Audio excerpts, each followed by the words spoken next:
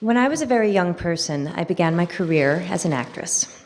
Whenever my mother wasn't free to drive me into Manhattan for auditions, I would take the train from suburban New Jersey and meet my father, who would have left his desk at the law office where he worked, and we would meet under the upper platform arrival and departure sign in Penn Station.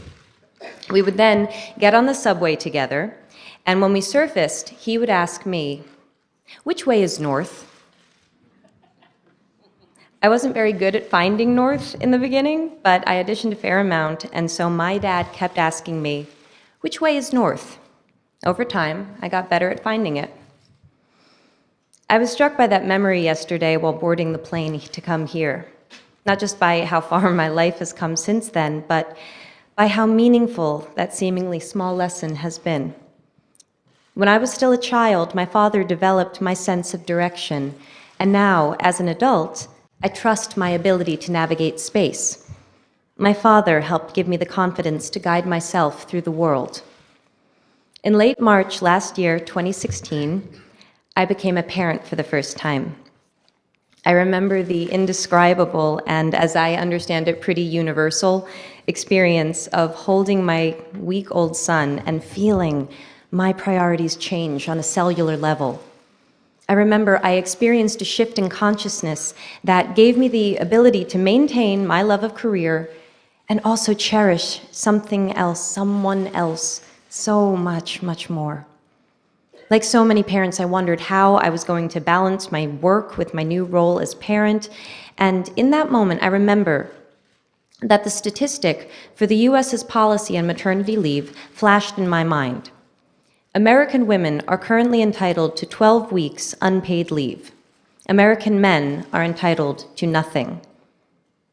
That information landed differently for me when 1 week after my son's birth, I could barely walk.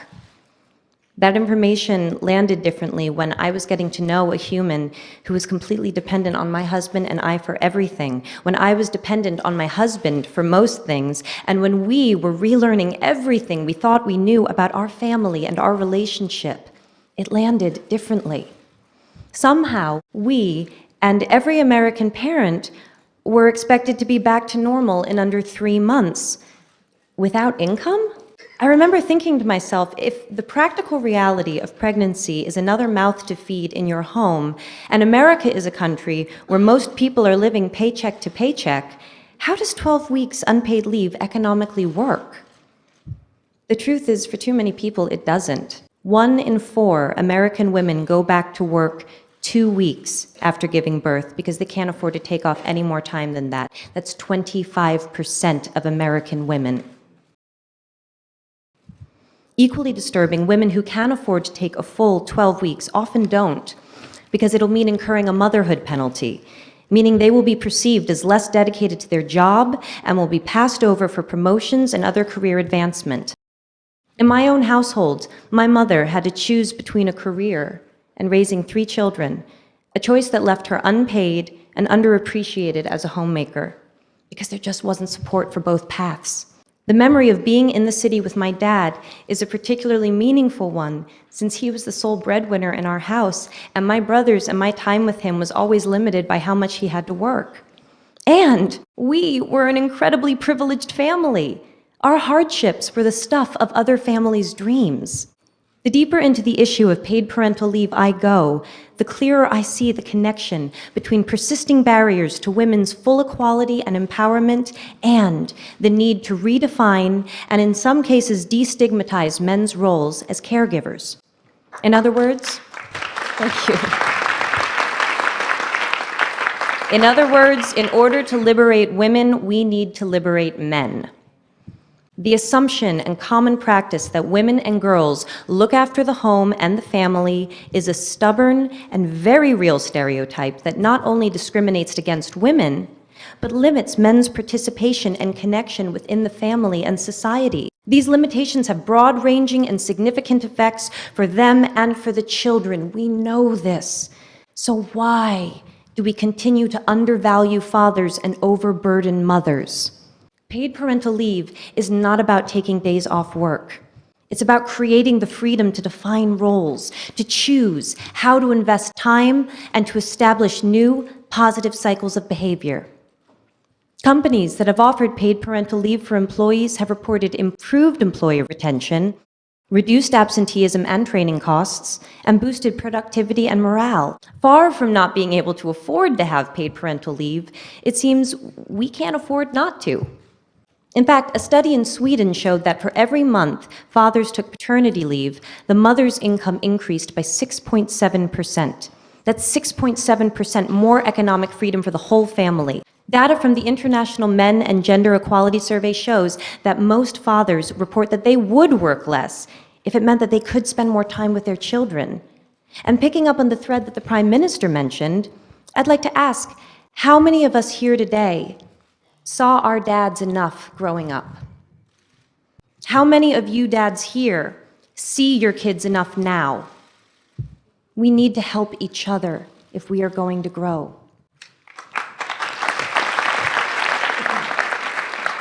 Along with UN Women, I am issuing a call to action for countries, companies, and institutions globally to step up and become champions for paid parental leave. In 2013, provisions for paid parental leave were in only 66 countries out of 190 UN member states. I look forward to beginning with the UN itself, which has not yet achieved parity, and whose paid parental leave policies are currently up for review. Oh, you're going to see a lot of me. Let us lead by example in creating a world in which women and men are not economically punished for wanting to be parents. I don't mean to imply that you need to have children to care about and benefit from this issue. Whether or not you have or want kids, you will benefit by living in a more evolved world with policies not based on gender. We all benefit from living in a more compassionate time where our needs do not make us weak. They make us fully human. Maternity leave or any workplace policy based on gender can, at this moment in history, only ever be a gilded cage. Though it was created to make life easier for women, we now know it creates a perception of women as being inconvenient to the workplace. We now know it chains men to an emotionally limited path, and it cannot, by definition, serve the reality of a world in which there is more than one type of family. Because in the modern world, some families have two daddies. How exactly does maternity leave serve them?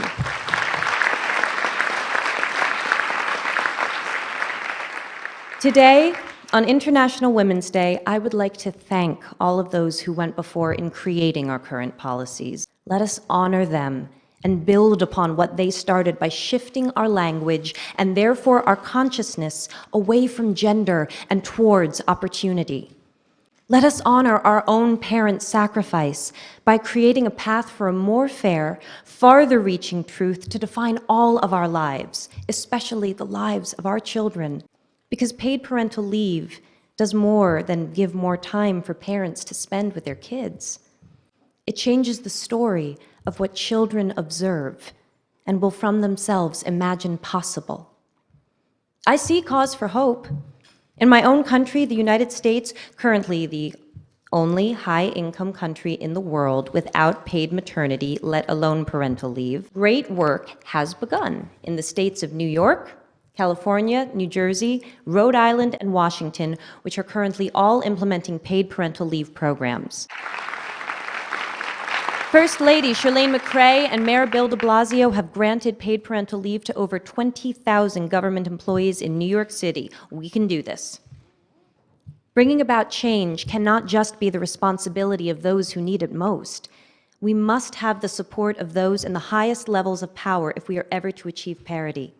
That is why it's such an honor to recognize and congratulate pioneers of paid parental leave like the global company Danone. Today, I am proud to announce Danone Global CEO 𝒚𝒐𝒖𝒓𝒔𝒆 as our inaugural he-for-she thematic champion for paid parental leave. Danone will implement a global, 18 weeks, gender-neutral, paid parental leave policy for the company's 100,000 employees by the year 2020.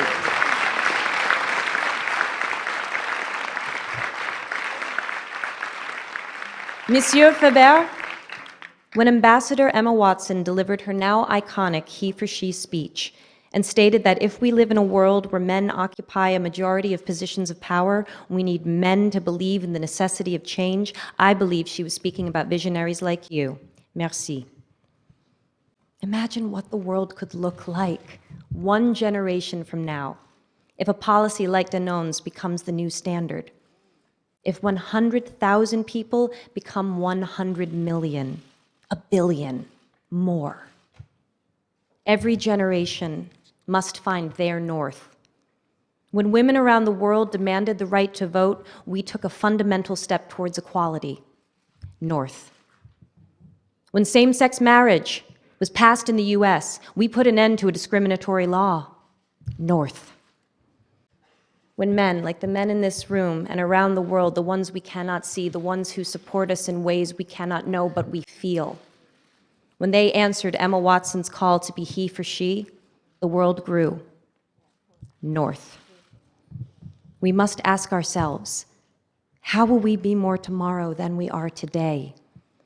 The whole world grows when people like you and me take a stand because we know that beyond the idea of how men and women are different, there is a deeper truth, that love is love and parents are parents. Thank you.